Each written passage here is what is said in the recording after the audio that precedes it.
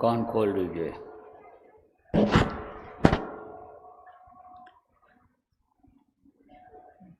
जय गुरुदेव।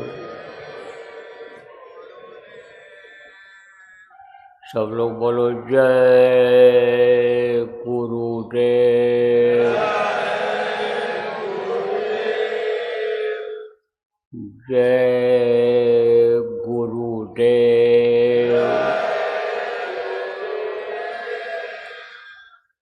जय गुरुदेव। जय गुरुदेव नाम किसका? जय गुरुदेव नाम किसका?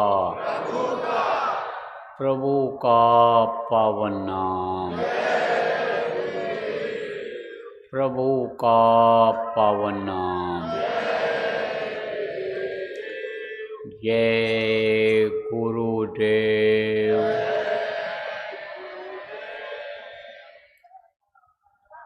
सर्वसमर्थ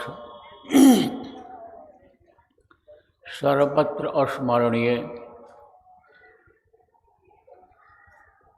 दाता दयाल दीन बंधु कृपा निधान परम पूज्य गुरु जी महाराज, उपस्थित सभी साधक सत्संगी नामदानी धर्म प्रेमी बच्चियों एवं बच्चियों, आज 2 मार्च 2026 प्रातःकाल का समय जय गुरुदेव नगर गोंडा के इस अपने आश्रम पर अपने लोगों को सुमिरन ध्यान भजन करने और सत्संग सुनने का कहने का ये जो अवसर मिल रहा है, ये बड़े भाग्य से मिल रहा है। भाग्य जब जगता है तब ऐसा अवसर मिलता है कि जहाँ प्रेमी प्रेमी से मिलते हैं, जहाँ भारी संख्या में बैठ करके एक साथ सुमिरन ध्यान भजन करते हैं, जहाँ सत्संग की 2 बातें सुनने और कहने को मिलती हैं। कहा गया बड़े भाग पाए सत्संगा। भाग्य जब जगता है तब सत्संग मिलता है। सत्संग कहते किसको हैं? आप जो लोग यहाँ कई बार नहीं आते हो, सत्संग में आए हो, आपको सत्संग की महिमा का पता नहीं चला है, गुरु की महिमा गरिमा का आपको अनुभव नहीं है, नाम की महिमा का आपको अनुभव नहीं है, भजन ध्यान सुमिरन नहीं करते वो, कभी मन में आया कर लिया, मौका मिला कर लिया, नहीं तो छोड़ दिया, वो लोग भटक जाते हो, लोगों के कहने में आ जाते हो और चल पड़ते हो।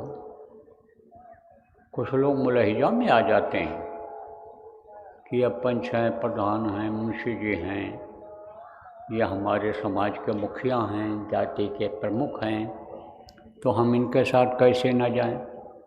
अब उन्होंने कहा चलो वहाँ सत्संग हो रहा है और चले गए सुनने के लिए आप। तो जहाँ पर महापुरुषों का इतिहास बताया जाता है कि राम भगवान ऐसे थे, कृष्ण भगवान ऐसे थे, और ये इस तरह से थे, वो उस तरह से थे, जहाँ उनके बारे में बताया जाता है, वो सत्संग नहीं कहलाता है। जहाँ उन लोगों के जो आए इस धरती पर परिवर्तन करने के लिए, धर्म की स्थापना के लिए, वहाँ महत्व दे करके पूजने और उनको मानने के लिए समझाया जाता है, वो सत्संग नहीं होता है। वो क्या होता है? प्रवचन, सुना हुआ या पढ़ा हुआ, वो बताते हैं, क्योंकि देखा तो है नहीं, न सुनने वाले ने उनको देखा अपनी आँखों से और न सुनाने वालों ने देखा, तो वो परवचन कहलाता है। परवचन, दूसरा जिसने देखा उसने जो कहा वो वचन, वो परवचन कहलाता है। और सत्संग किसको कहते हैं? सत्संग किसको कहत हैं? सोई जान ले सतलोक सतपुरुष का जहाँ कीर्तन होए। जहाँ सतपुरुष के बारे में बताया जाता है, सतलोक के बारे में बताया जाता है, उनकी गरिमा महिमा बताई जाती है, कीर्ति का वर्णन किया जाता है, वो सत्संग होता है। अब आपको जैसे मैंने बताया कि कहीं सुनी वाली जो बात होती है उसमें मिलावट भी हो सकती है। कैसे? एक कहावत है कि एक हाथ की ककड़ी और 9 हाथ का दिया इधर कहते हैं लोग। यानी एक हाथ की ककड़ी, हाथ किसको कहते हैं? फुट से ज़्यादा होता है। एक हाथ की ककड़ी 9 हाथ का बीज, बीज बिया ही कहते हैं इधर की भाषा में बीज को। तो बोले एक हाथ की ककड़ी 9 हाथ का बीज कैसे हो जाएगा भाई? अरे बोले कहते कहते हो गया। किसी ने कहा है 1 हाथ की ककड़ी 2 हाथ का बीज, उसने कहा 3 हाथ का बीज, किसी ने 4 हाथ का बीज, बस 9 हाथ का बीज हो गया। कहते कहते हो गया, तो कहते कहते हो जाता है। लेकिन सत्संग जो होता है उसमें देखा देखी की बात होती है। कहा कहा सुनी की बात नहीं, देखा देखी की बात, और सूरत समाई शब्द में मगन रही दिन रात। कहा ये देखा देखी की बात है, ये कही सुनी की बात नहीं है कि किसी ने कहा और सुन लिया।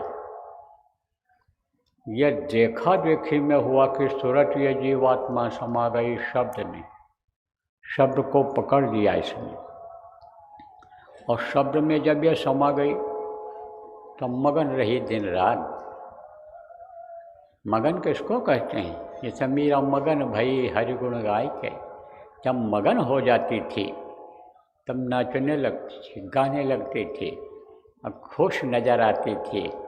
कभी दुखी नहीं रहता है साधक, जिसको दर्शन हो जाता है मौज में रहता, हमेशा मस्ती में रहता है। तो है मीरा मगन भई, मगन हो जाती है ये सूरत। तो देखा देखी वाली बात जहाँ होती है, वो बातें जो बताई जाती हैं वो सत्संग होता है। वो सत्संग होता है, उसको सुनने से फायदा होता है। अब बड़े भाग्य से सत्संग मिलता है, क्योंकि देखो सबकी मजबूरी नहीं है कि जो कार्यक्रम में ना आ सकें, लेकिन कुछ लोग ऐसे हैं कि जो हाजिरी लगाने के लिए आएंगे, एक दिन चलेंगे, एक सत्संग सुनेंगे और फिर चले आएंगे। वहाँ रहने की दिक्कत होगी, वहाँ कहाँ खाएंगे, कहाँ भटकेंगे। इतना आराम तलब लोग हो रहे हैं अपने सत्संगी लोग भी, कि थोड़ा बहुत भी त्याग करने के लिए तैयार नहीं हैं। लेकिन जिसने त्याग किया वही सुखी रहा। राजा की पूजा हुई किसी राजा की? नहीं हुई। किसकी पूजा हुई? लंगोटी लगाने वाले की, त्याग देने वाले की। इतिहास राजाओं का भी मिलता है कि तमाम भोगी राजा हुए हैं, उनका कोई नाम लेवा नहीं है, लेकिन त्याग किया राजा भर्तहरि ने त्याग किया, राजा जनक ने त्याग किया, आप ये समझो राजा भरत ने, राजा गोपीचंद ने तो त्याग किया, तो आज उनका भी इतिहास बना हुआ है, लिखा हुआ है उनका भी नाम राजाओं। तो आपने त्याग किया, घर को त्यागा थोड़े समय के लिए, बच्चों को थोड़े समय के लिए जो नहीं ला पाए हो वो घर पर छोड़ आए हो, अपने दुकान दफ्तर का काम, खेती का जो करते हो उसको भी थोड़े समय के लिए त्याग दिया है आपने। एक तरह से जैसे संन्यास घर से लोग ले लेते हैं, निकल जाते हैं जंगलों में तपस्या करने के लिए, भ्रमण करने के लिए, वो आपने नहीं किया और करना भी नहीं है उसको, लेकिन थोड़े समय के लिए तो त्यागा आपने। 3 दिन 4 दिन 5 दिन जो आपका यहाँ यानी समझो लगेगा रास्ता मिला करके आने जाने का, सेवा करने का, उसका आपने त्याग किया, तो त्याग का फल मिलता है। यही फल है कि आपको सुनने और समझने जानने का मिल रहा है, या कम है? तो हमारे भी भाग्य जगह, आपके तो जगह ही जगह सुनने के लिए आए हो, और हमारे भी भाग्य जगह हमको भी सेवा करने का मौका मिला। तो कहोगे बाबा मैंने तो आपको फावड़ा चलाते देखा नहीं, झाड़ू लगाते तो देखा नहीं। खूब लगाया फावड़ा, खूब फावड़ा चलाया, खूब झाड़ू लगाया, खूब लेटरिन पेशाब साफ किया, खूब बर्तन मला, खूब भोजन भंडारे में बना बना करके लोगों को खिलाया। जो असहाय लोग थे, सत्संगी पुराने लोग आ जाते थे, उनकी गठरी मुठरी स्तर बिस्तर भी खूब धोया। सेवा का लाभ मिला। कौन सी सेवा का? जो शरीर से सेवा करते रहे उसका लाभ मिला। गुरु महाराज की दया हुई, गुरु महाराज ने नाम दे दिया, नामदान दे दिया, गुरु महाराज ने अपने चरणों में लगा लिया। हर तरह की सेवा का गुरु महाराज ने अपने शरीर की सेवा का मौका दिया, और अब सेवा का दूसरा काम सौंप दिया। कौन सा काम? ये जीवात्मा की सेवा का काम। अपनी भी जीवात्मा की सेवा का काम करता हूँ, और आपके भी जीवात्मा का सेवा का काम करता हूँ, सेवक हूँ। देखो गुरु महाराज इतने समर्थ थे, इतना समर्थ कोई इस धरती पर संत आया ही नहीं। इतनी शक्ति लेकर के, हजारों कला की शक्ति लेकर के आज तक कोई भी संत नहीं इस धरती पर आया। लेकिन इतने समर्थ होते हुए भी गुरु महाराज कहते थे मैं महात्मा नहीं हूँ, मुझे कोई भगवान का है, महात्मा का है, लेकिन मैं अपने को नहीं मानता हूँ, मैं तो सेवा करता हूँ, सेवक हूँ। तो सेवक का लड़का क्या होगा? सेवक का पुत्र क्या होगा? सेवक ही होगा। दास प्रथा थी पहले नौकर रखे जाते थे, नौकर बहुत से लोग खरीद लेते थे, तो दास प्रथा थी। दास के यहाँ जो पैदा हो जाता वो दास ही रहता था। तो ऐसे ही समझ लो कि मुझे भी सेवा का मौका मिला, मैं भी सेवा कर रहा हूँ, सूरज की जीवात्मा की सेवा में लगा हुआ हूँ, अपने भी, और हो सकेगा वो आप लोगों के लिए भी। तो प्रेमियों, आज का ये अवसर, आज का ये समय बहुत ही अच्छा रहा अपने लोगों के लिए। और इधर गुरु महाराज की दया से ये जो 3 दिन बीतेगा, आज कल और परसों का, ये भी गुरु महाराज की दया से अच्छा अवसर ही रहेगा। एक तो यहाँ नियमित रूप से सिमरन ध्यान भजन होगा और कुछ सुनने को मिलेगा, और शरीर के सेवा का भी अवसर मिल जाएगा। अब जो लोग बराबर दाल बनाने में, सब्जी बनाने में, जो घोट घाट में लगे हुए हो, ठोक ठाक में लगे हुए हो, बनाने खाने और इसी काम में लगे हुए हो, उन लोगों को भी चाहिए कि सत्संगों में थोड़े समय के लिए बैठा करें, ताकि हर चीज़ की जानकारी हो जाए। दफ्तरों में जो काम करते हैं, संस्थाओं के जो सदस्य हैं, पदाधिकारी हैं, जो भी जिलों के जिम्मेदार प्रांतों के हैं, उनको यहाँ बैठना चाहिए, जिससे हर तरह की जानकारी उनको हो जाए। देखो, ये कंपनियाँ होती हैं, इसमें जनरल मैनेजर किसको बनाया जाता है, महाप्रबंधक किसको बनाया जाता है, जिसको हर तरह की जानकारी होती है और हर काम को जानता है, ज़रूरत पड़ने पर कर भी लेता है, वही उसका प्रबंधक हो जाता है, वही चेयरमैन हो जाता है, यानी समझो अध्यक्ष हो जाता है उसका। तो सब हर चीज़ की जानकारी होनी चाहिए। तो देखो प्रेमी, आपको पहले भी बताया गया और आज भी बताया जा रहा है, संत मत में 3 चीज़ें प्रमुख हैं: सत्संग, सेवा और भजन। सत्संग आपको बराबर सुनते रहना चाहिए और सेवा करते रहना चाहिए। सेवा में भी समय निकालना चाहिए, सेवा में भी अपना हर तरह का योगदान देना चाहिए और भजन करना चाहिए। 3 चीज़ को और बताया गया। क्या बताया गया? सुमिरन, ध्यान और भजन। लेकिन अक्सर लोगों की शिकायत है कि सुमिरन, ध्यान, भजन बनता नहीं है। क्यों नहीं बनता है? क्योंकि वो याद नहीं आते हैं। कौन याद नहीं आता है? जिनका सुमिरन किया जाता है। और याद नहीं आता है, याद नहीं आएगा तो दया कैसे मिलेगी? इसीलिए दया से महरूम हो जाते हैं।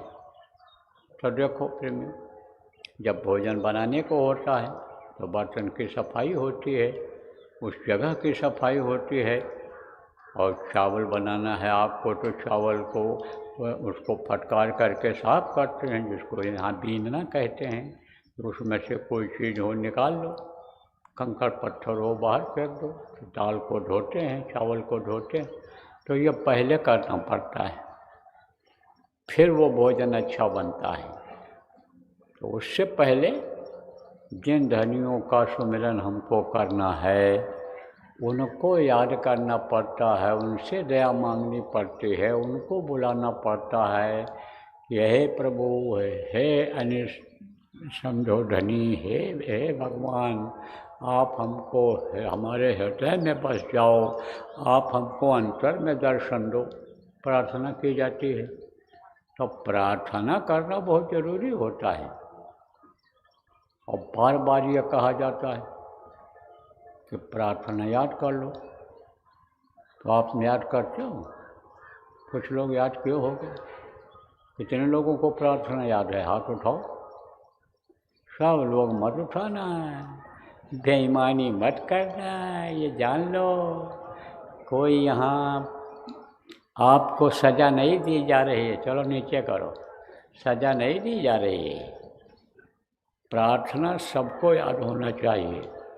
जो लोग नहीं याद किए हो, याद कर लो। संत मत की प्रार्थनाएं हैं। प्रार्थना 2 तरह की होती है। एक होता है चेतावनी, कि जिसमें लोगों को याद दिलाया जाता है, मौत के बारे में याद दिलाया जाता है। एक प्रार्थना यानी समय खराब होने के बारे में बताया जाता है कि बज रहा काल का डंका, कोई बचने न पाएगा। आप समझो ऐसा होता है कि यानी ये आंधी आएगी, आफत आएगा, ये होगा, वो प्रार्थनाओं में बताया जाता है। और शरीर के बारे में बताया जाता है, याद दिलाया जाता है कि क्या लेकर तू आया जग में, कुछ लेकर नहीं आए हो, कुछ लेकर नहीं जाओगे। ये चेतावनी प्रार्थना है। एक प्रार्थना है दया की नज़र करो मेरी ओर, मेहर की नज़र करो मेरी ओर। एक प्रार्थना ये है मेरी सूरत को चढ़ाओ, मुझे गगन में घुमाओ, इस तरह की ये प्रार्थनाएं दया मांगी जाती हैं। गुरु चरणों में अपने लगा लीजिए, यानी समझो कि ये सब प्रार्थना है।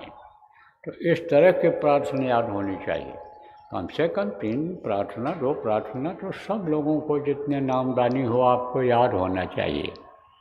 और जब भी देखो कार्यक्रम कोई होता है, सुमिरन ध्यान भजन का या सत्संग का होता है, प्रार्थना बोला जाता है। प्रार्थना से ही शुरुआत की जाती है। दया प्रार्थना में ही गुरु की मांगी जाती है। तो प्रार्थना सुमिरन करने से पहले घर पर भी कर लिया करो। नहीं जोर से बोलना चाहते हो तो अंदर में बोलो। अब यह है कि अपने ही घर में रहोगे तो आप जोर से बोलोगे तो छोटे छोटे बच्चों को भी याद हो जाएगा। छोटे छोटे बच्चे बहुत बढ़िया प्रार्थना बोलते हैं और लय से बोलते हैं, क्योंकि बच्चों की आदत होती है नकल करने की। कहते हैं ना, बंदर बालक एक स्वभाव। बंदर और बालक ये दोनों एक स्वभाव के होते हैं। तो बंदर की भी आदत होती है नकल करने की। जैसा देखेगा उसी हिसाब से करेगा, खाते देखेगा उसी हिसाब से खाएगा, चलते देखेगा उसी हिसाब से चलेगा। तो इसीलिए बंदर को लोग ट्रेंड करके अब तो बंदूकें चलाते हैं। बंदर के अंदर नकल करने की आदत बहुत होती है। तो बालक के अंदर भी होती है। बालक माने लड़का, छोटा बच्चा भी प्रार्थना बोलने लग जाता है। उसके बाद उसका अर्थ अगर समझा दो, जब थोड़ा बड़ा हो जाए तो उसको उस चीज़ को ज़्यादा पकड़ लेता है। देखो, बच्चे जो संकल्प बना लेते हैं तोड़ते नहीं हैं। बुद्धों का संकल्प तो थोड़ी थोड़ी देर पर टूट जाता है। मन यह बहुत ही विचलित हो जाता है, चंचल हो जाता है, शरीर कमज़ोर हो जाता है तो मन और मोटा हो जाता है। लेकिन बच्चों का इतना जल्दी नहीं होता है। तो बच्चे भी याद कर लेंगे, वो भी भजन ध्यान करने लग जाएंगे।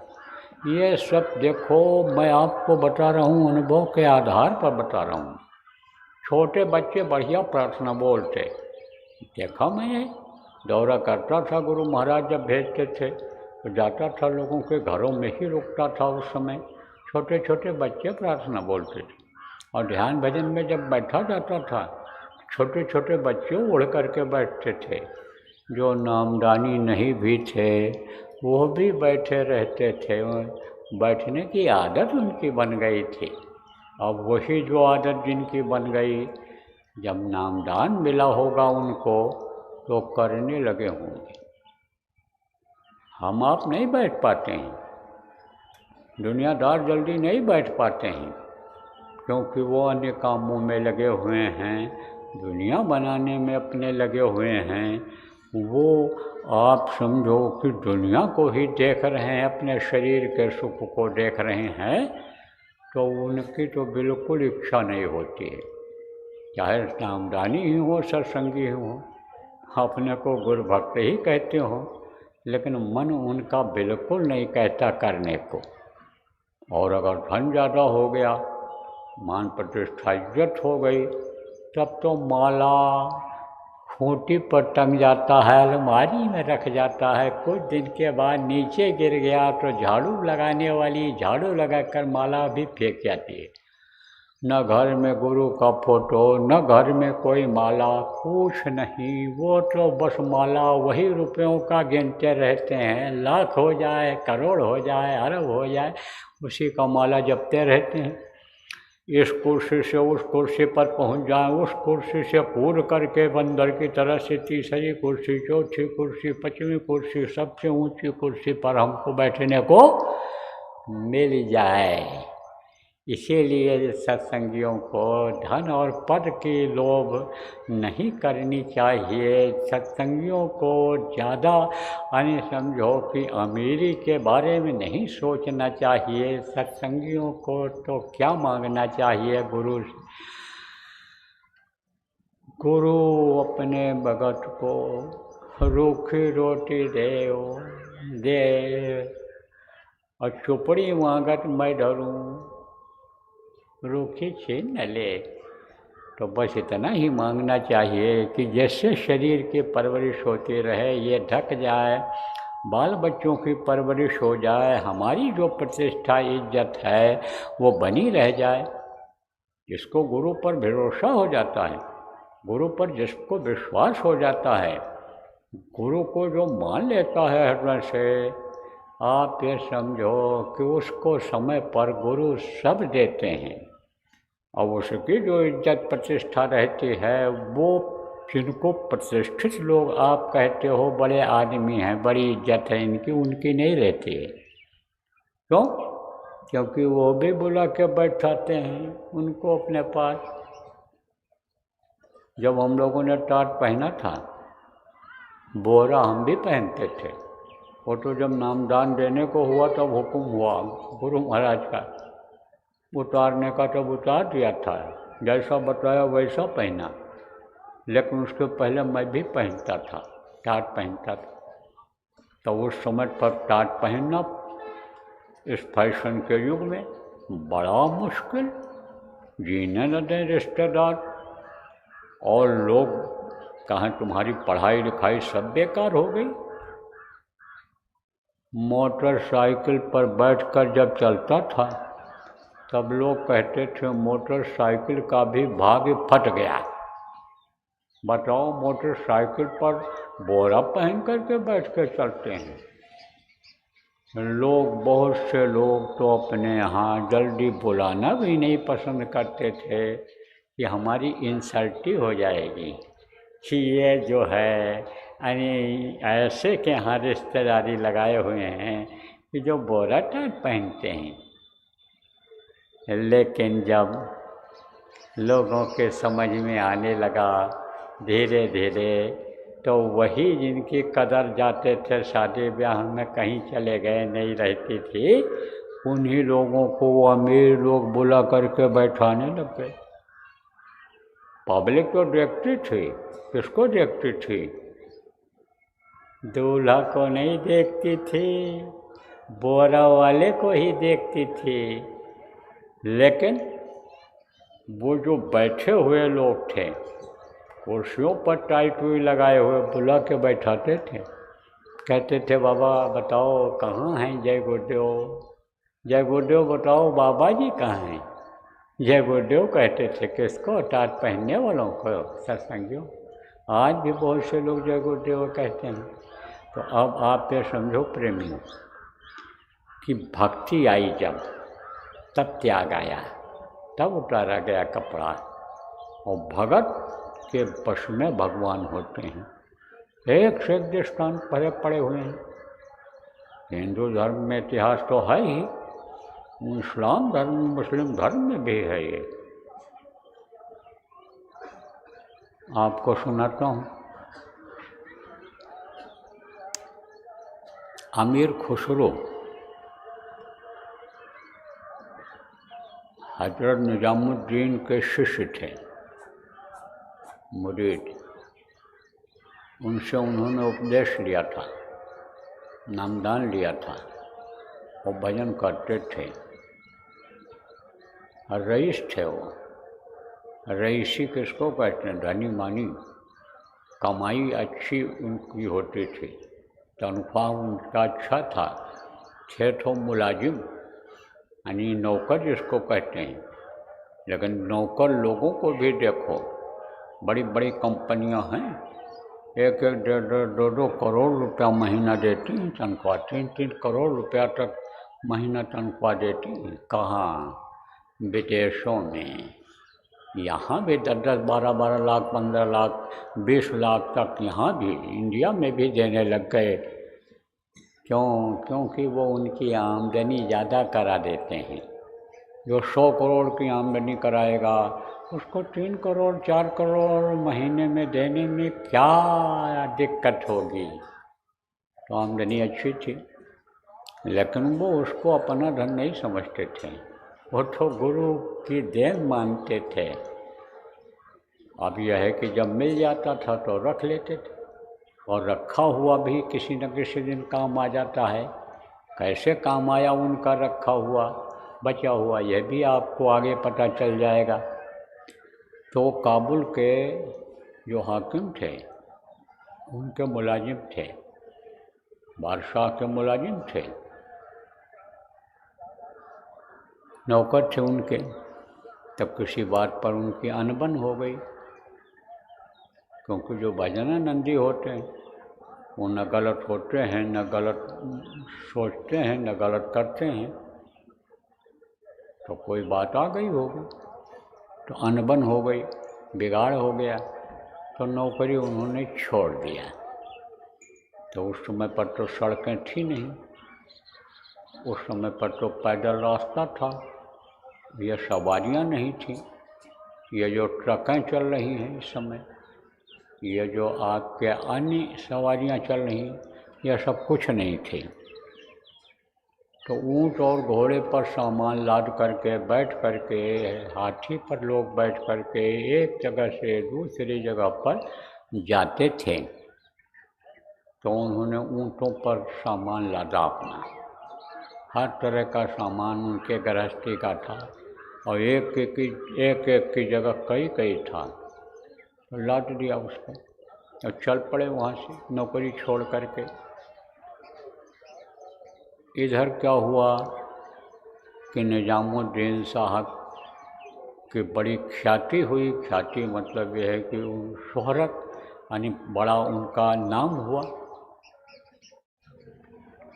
तो एक गरीब आदमी था, बेचारा बड़ा परेशान रहता था। क्यों परेशान रहता था? क्योंकि उसको लड़की की शादी करनी थी, और शादी में खर्चा होता है। आमदनी उसकी थी नहीं इतनी कि शादी में खर्च कर सके, परेशान रहता था। तो लोगों से पूछता, कहता भाई क्या करें, गरीबी जो है ये बड़ा दुखदाई होता है, मैं क्या करूं? तो किसी ने कहा कि तुम उधार मांग लो, कर्जा ले लो, पता देना। कई लोगों से उसने कहा, लोगों ने सोचा कि ये देगा कहाँ से, दे तो पाएगा नहीं। फिर कोई मिल गया तो उसने कहा देखो, फ़कीर के पास चले जाओ, वो सब कुछ देने वाले होते हैं, उनके पास चले जाओ। तो हज़रत निजामुद्दीन साहब के पास पहुंचा, उनसे अर्ज किया, कहा मेरे लड़की की शादी है, मुझे करनी है, तो आप हमारी मदद कर दो, कुछ हमको दे दो। तो फ़कीरों के पास क्या रहता है? रोटी और लंगोटी। और जो कुछ इस समय पर हो रहा है, किसके लिए हो रहा है? लोगों के लिए हो रहा है। उस समय पर तो ज़्यादा इस तरह के काम होते नहीं थे। वो तो एक जगह बैठ जाते थे, लंगोटी लगा लेते थे, रोटी खाते थे, लोगों को समझाते बताते थे, थोड़े लोगों को उपदेश दिया लोगों ने। इतना बड़ा जमात तो आज के जैसा था नहीं, इनकी व्यवस्था इस तरह करनी तो थी नहीं। तो उनके पास तो उस समय कुछ था नहीं। तब बोले अच्छा, निजामुद्दीन साहब बोले अच्छा तू 3 दिन रुक जा, फिर चले जाना, जो आएगा मेरे पास कोई दे जाएगा सेवा, वो मैं तुझको दे दूँगा। क्योंकि लोग देते ही हैं, कुछ न कुछ कोई न कोई लाता ही है, सेवा लाता है, सामान लाता है, रुपया पैसा जिसको कहते हो, जाता है कोई कहीं तो लाता ही है ना। कहना आवत ही हर्ष नहीं, और नैनन नहीं सने, और स्वामी तहाँ न जाइए जहाँ कंचन बरसे में। तो लगाव तो दोनों तरफ से होता है। जब खिंचाव होता है, प्रेम जगता है, तभी तो कोई जाता है। अरे गुरु की याद आई, गुरु का काम करने वाला ये बंदा जो बैठा है, इसको आप याद किए, और इधर से ज़्यादा समझो तार जुड़ा, तब आप निकल पाए हो घर से यहाँ पर आए हो। तो इसी तरह से समझो, यावत ही हर से नहीं जात नदी न हथ, और राशि में दोनों गए पाहुन और गृहस्थ। तो ये सब कहावतें हैं जो ये चरितार्थ थी, होती हैं। तो कुछ न कुछ ले जाते थे लोग, देते थे हजर साहब को। तो अब देखो संयोग ऐसा बना कि 3 दिन कुछ नहीं आया, पहले दिन नहीं आया। वो तो उसकी नज़र किस पर थी, मुसाफिर की, गरीब की, कि क्या आ रहा है, क्या मिलेगा हमको। देखता रहा दिन भर, कुछ नहीं आया, शाम को भी नहीं, रात को भी। दूसरे दिन फिर इसी तरह से दिन निकल गया। कहते हैं ना, कभी हनी का हना, कभी मुट्ठी भर चना, और कभी वह भी नहीं बना। वो भी मना हो गया कि अब यह भी नहीं मिलेगा। और कभी तो बहुत भरपूर हो जाता है। देखो ये कार्यक्रम है, इसमें फल फूल मिठाई कपड़े ये वो, अरे भरपूर हो जाते हैं। बांटते बांटते लोग थक जाते हैं। कहाँ तक हमारे लिए लाते हो आप, हम खा पाएंगे। सब बंटवाते हैं इधर उधर, क्या करें। बराबर कहता रहता हूँ भाई, खराब ना होने पावे कोई चीज़, ये लाए हैं प्रेम से, इसको बंटवा दो, समय से लोगों को मिल जाए। तो कुछ नहीं जब आया,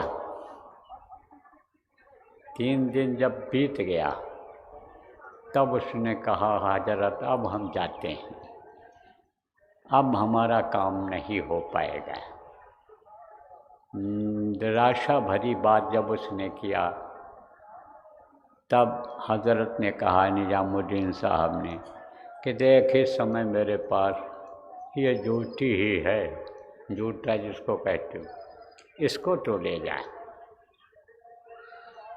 तो उसका मत्था सिकुड़ गया और सोचा जूता ले जाएं, जूता कितने का बिकेगा, इसमें तो एक दिन का खाने भर को ही हो जाए तो वही बहुत है, शादी कैसे हो पाएगी।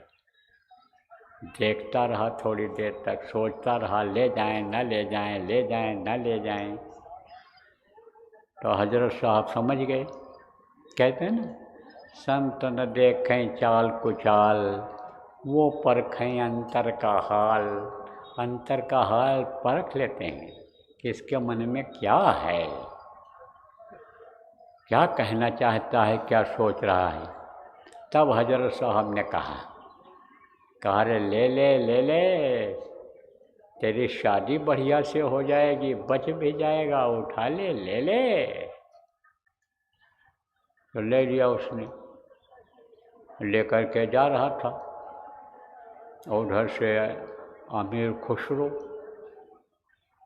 ऊँट पर सामान लादे हुए, ऊँट की सवारी करते हुए गुरु के दर्शन के लिए, मुर्शिद के दर्शन के लिए, पीर के दर्शन के लिए आ रहे थे। तो जब इधर से ये निकला तो थोड़ी दूर ही जैसे रहा, तैसे हवा में खुशबू आई। तो अमीर खुसरो ने देखा कि भाई खुशबू आ रही, नाक में खुशबू आ रही, और किसकी खुशबू आ रही है, पीर की खुशबू आ रही। तो इधर उधर देखा चारों तरफ, पीर तो यहाँ है नहीं, खुशबू कैसे आई। और वो आदमी जब ऐसे उनके किनारे से निकला तो वही खुशबू पीछे से आने लग गई। तब उन्होंने उसको ऊँट पर से उतर करके बुलाया। समझ गए कोई राज है, पीर की कोई चीज़ इसके पास है कि जिसके पीर की खुशबू आई है, मुर्शिद गुरु की खुशबू आई है। कोई चीज़ है, कोई कपड़ा पहनता है तो देखो उसमें भी गंध आ जाती है, जूता पहनता है, कोई कुछ भी करता है तो वो सूंघने से पता चल जाता है, उसकी खुशबू अलग हो जाती है, गंध अलग हो जाती है। अब पूछा कि भाई तो कौन है, कहाँ से आ रहा है। बोला मैं हजरत निजामुद्दीन औलिया के पास गया था, वहाँ से आ रहा हूँ। वो खुद बयान करने लग गया कि मुझे लड़की की शादी करनी थी, तो मैं उनके पास गया था, तो मैंने फरियाद किया, कहा मेरी मदद कर दो, मुझे कुछ दे दो। तो फ़कीर क्या देगा, क्या रहेगा उनके पास, वो तो खुद नंगे भूखे होते हैं, वो क्या देंगे। तो इनका मत्था टनका, कहा पीर को, हमारे मुर्शिद को, जो सब कुछ दे सकते हैं, दुनिया चलाने वाले को, दुनिया को खिलाने देने वाले को, यह कह रहा है। लेकिन सब कुछ सोचते जानते हुए भी नम्रता से, मुलायमियत से उन्होंने कहा कि भाई कुछ दिया। बोले अरे ये जूती दे दिया, जूती दे। और क्या देते बेचारे, खुद नंगे भूखे होते हैं। और जब वो खुदा नहीं दे रहा है तो वो क्या देंगे, वो क्या देंगे। देने वाला जब खुदा ही हमको गरीब बना दिया, वही नहीं दे रहा है, तो आई वो क्या देंगे। तब उन्होंने कहा कि बोल, तो इसको हमको देगा, बेचेगा, अगर बेचना हो तो इसकी कीमत बता दे। तो उसने सोचा कि जूते की कीमत ये क्या देंगे, अरे कोई अनजान आदमी हो तो उससे कुछ थोड़ा ज़्यादा भी मिल जाए। और ये तो बढ़िया चमचमाता हुआ जूता पहने हुए हैं, जूते को समझते हैं कितनी कीमत का मिलता है, और जब घिस जाता है, फट जाता है, तब उसकी कितनी कीमत रह जाती है, तो ये जानते हैं ये क्या देंगे। तब फिर अमीर खुसरो ने कहा तेरे को सोच तू मत, तेरे को मैं कीमत दूंगा इसकी, और तेरी शादी भी लड़की की हो जाएगी, बच भी जाएगा।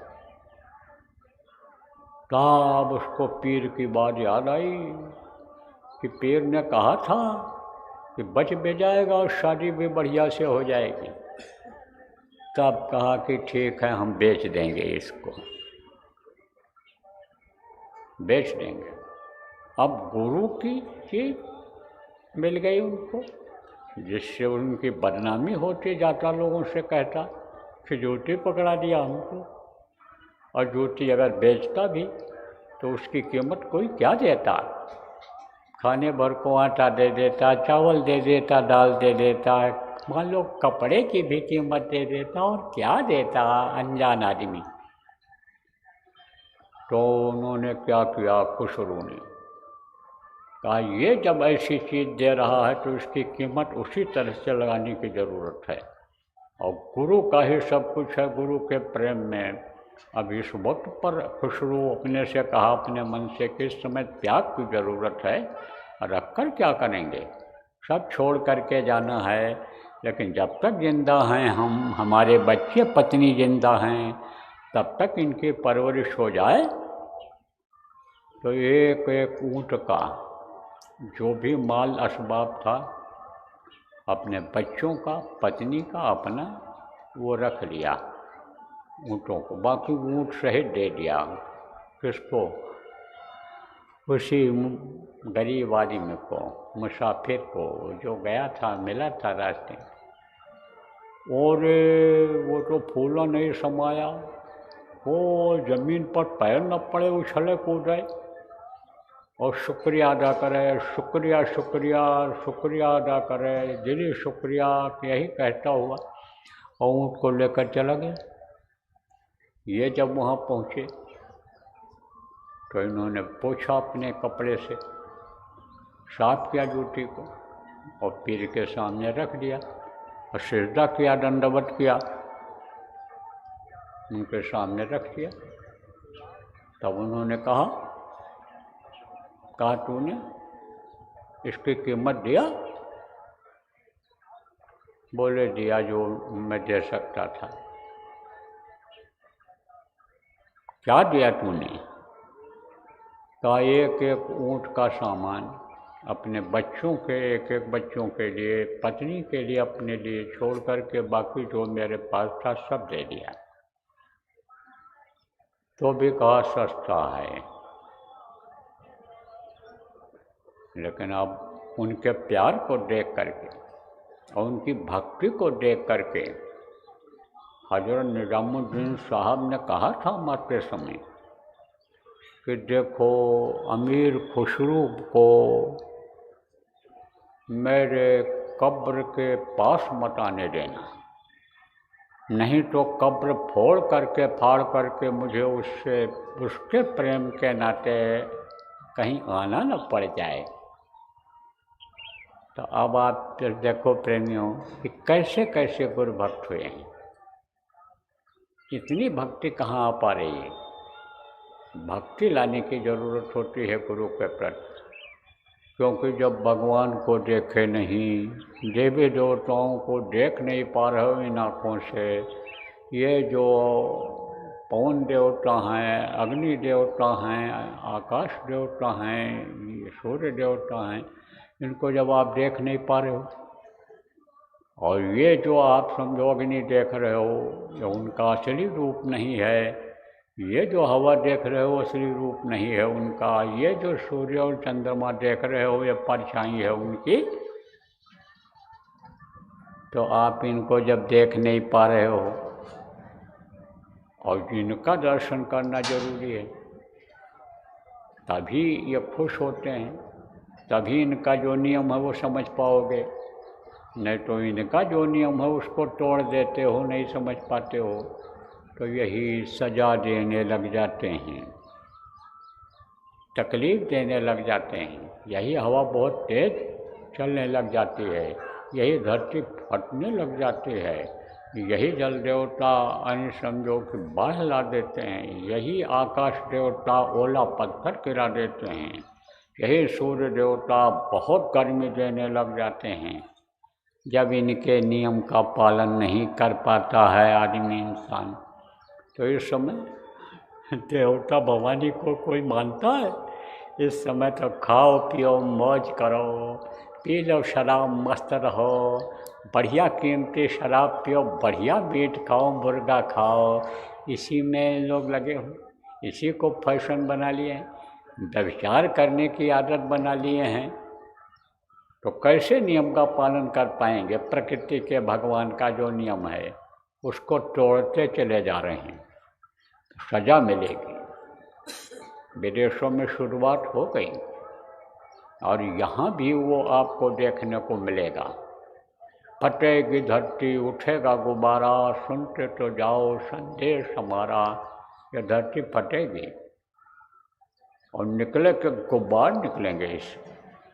क्या क्या होगा या और भी अभी अन्य कार्यक्रमों में अन्य यही भी कार्यक्रम होगा, शाम को होगा, कल दोनों टाइम, परसों सुबह बता दूंगा। लेकिन सब मिला करके समझो कि खराब समय आ रहा है, इसमें भजन करना जरूरी है, ध्यान करना, सुमिरन करना जरूरी है, मालिक से प्रार्थना करना जरूरी है, धनियों का प्रार्थना करना जरूरी है, क्योंकि इन धनियों के जो 5 नाम बताए गए वहाँ तक भी पहुँच पाना बड़ा मुश्किल है, चढ़ाई करना बड़ा मुश्किल है, समझ लो कि मुँह नीचे हो गया, उसको ऊपर करना, घुमाना बड़ा मुश्किल है। क्यों? क्योंकि जैसे जिसके डाल ज़मीन में लग गई पेड़ की, ज़्यादा दिन हो गया तो उसको सीधा कर पाओगे? नहीं कर पाओगे। ऐसे ही मन की जो ये गति है, चाल है, वो नीचे की तरफ हो गई, भोगों की तरफ हो गई, तो योग के तरफ ये लग ही नहीं पा रहा है, लगा ही नहीं पाओगे आप। लेकिन अतिशय रगड़ करे जो कोई, बराबर जो रगड़ता रहता है, चंदन लकड़ी होती है, बहुत ठंडी होती है, चंदन को लोग पीस करके शरबत में बना करके पीते हैं ठंडाई के लिए कि ठंडा हो जाए, जैसे सौंफ को पीस करके पीते हैं और ठंडा होता है कि जैसे अंदर में जलन न पैदा हो, जो हम खाएं हजम हो जाए, ऐसे चंदन को लोग यानी पीते हैं, लगाते हैं बदन में। तो चंदन भी रगड़ते रगड़ते उसमें भी आग निकल आती है, ठंडी चीज़ में भी आग निकल आती है। ऐसे ही अगर भजन ध्यान सुमरन में लगे रहो, गुरु के आदेश के पालन में लगे रहोगे, सेवा में लगे रहोगे, जो हो सकता है आपसे उसमें लगे रहोगे, तो धीरे धीरे यह रास्ता कट जाएगा। ये जीवन का यह जो सफ़र है, रास्ता है जीने का, यह कट जाएगा। और समय पूरा होने के बाद यानी गुरु की दया हो गई तो प्रभु की गोदी में बैठ जाओगे। देखो प्रेमियों, आज कोई घोषित कार्यक्रम तो था नहीं, यह तो लघु सत्संग था, सुना दिया थोड़ा सा ध्यान भजन के बाद। अभी आज तो आपको थोड़ा और तैयारी का मौका है, तैयारी कर लो जो यहाँ कोई कमी रह गई है। और आप लोग अपनी अपनी मीटिंगें करो, थोड़े ही लोग हों चाहे ज़्यादा हों, क्योंकि दूर दूर के लोग कम आ पाते हैं और कार्यक्रम इधर होते रहे हैं बड़े बड़े। लेकिन जितने ही लोग आए हैं उन्हीं की मीटिंग करो, उन्हीं की गोष्ठी करो। और ये जो काम चल रहे हैं संगत के जीवों को जगाने के, जीवों को बचाने के, जीवों को निज घर पहुंचाने के जो काम चल रहे हैं, इन पर सब आप लोग चर्चा करो। प्रांत वाले भी बैठो, जिला वाले भी बैठो, और आप ये समझो कि दोनों संस्थाओं के पदाधिकारी और सदस्य जो आए हो वो लोग, आप लोग बैठो, अपनी अपनी गोष्ठी अलग अलग भी करो, और संयुक्त रूप से इकट्ठा हो करके जब ज़रूरत हो तो इकट्ठा हो करके भी आप सब लोग करो और उसकी योजना बनाओ। देखो, अकल अलग अलग होती है लोगों की, बुद्धि अलग अलग होती है, सोच अलग अलग होते हैं। इसलिए जब अच्छी सोच के लिए ही सब लोग हो, अच्छा काम करने के लिए ही सब लोग हो, गुरु का नाम काम आगे बढ़ाने के लिए ही सब कुछ हो, ये सारा कुछ बना हुआ है संगठन, तो अच्छे विचार जब आ जाएंगे, अच्छी चीज़ें आ जाएंगी, आसान हो जाएगा यही काम। इसलिए गोष्ठी हमेशा करते रहना चाहिए। तो जिम्मेदार लोग आप गोष्ठी, जिसको मीटिंग कहते हैं, मीटिंग करो। और बाकी जो लोग आप आए हो, जो आपके लायक सेवा कोई हो तो सेवा कर लो, और नहीं सेवा है तो भजन में बैठो।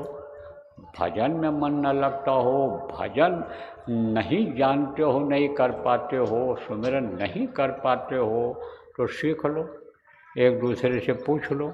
नाम याद नहीं है तो नाम याद कर लो, मौका है आज आपके लिए।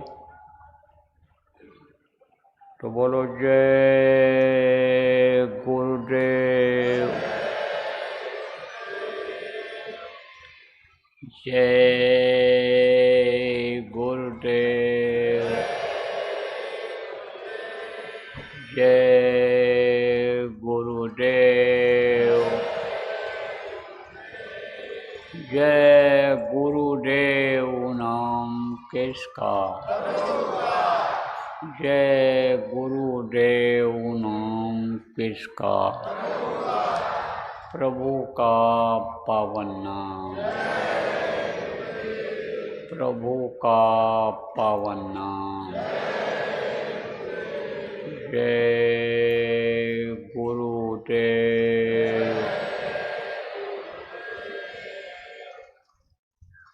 निहार के नजर करो मेरी ओर, निहार के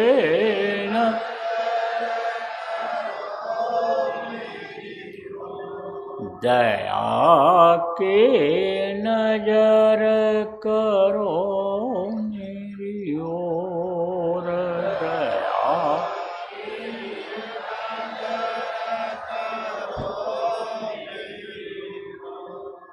निश दिन तुम्हें निहारूं सतगुरु, निश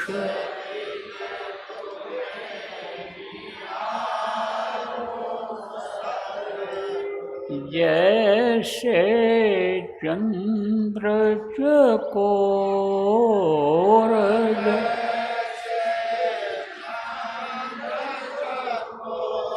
हृदया के नजर करो मेरी ओर।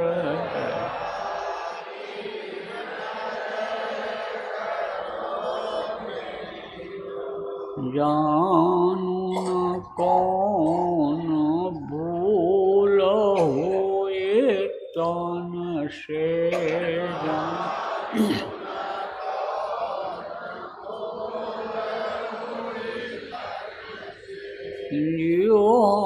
हमसे मुख मोड़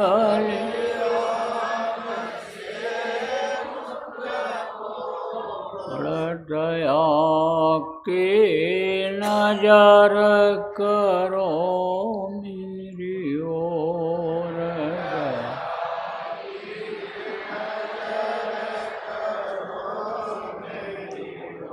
बालक जानी चूक बिसराओ,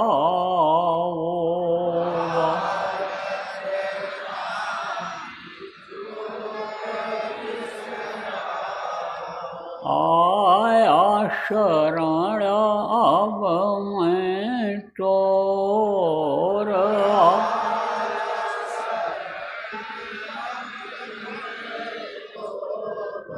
दया के नजर करो मेरी ओर।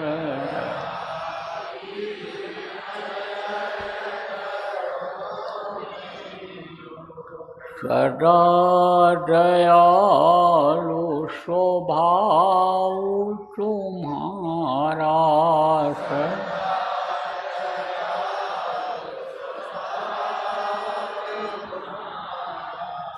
मेरी बेरिया कसब कठोर में।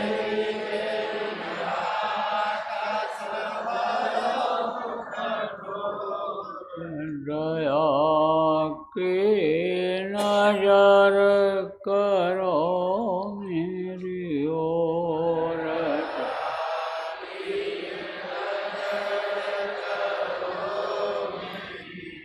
शरणागत की लाज न राखो,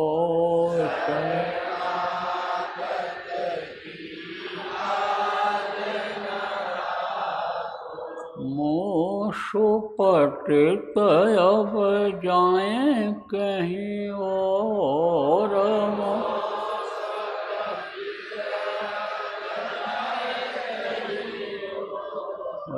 दया के नजर करो मेरी ओर।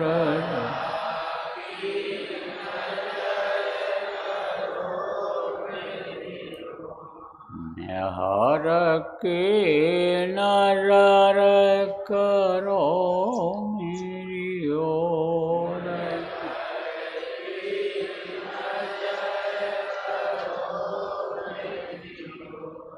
जय गुरुदेव,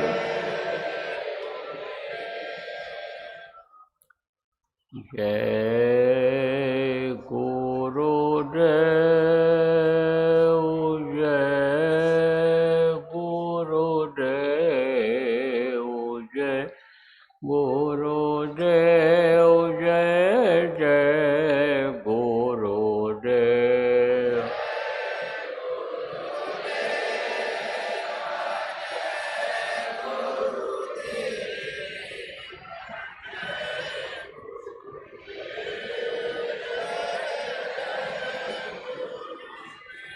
जय गुरुदेव, जय गुरुदेव, जय गुरुदेव, जय जय गुरुदेव।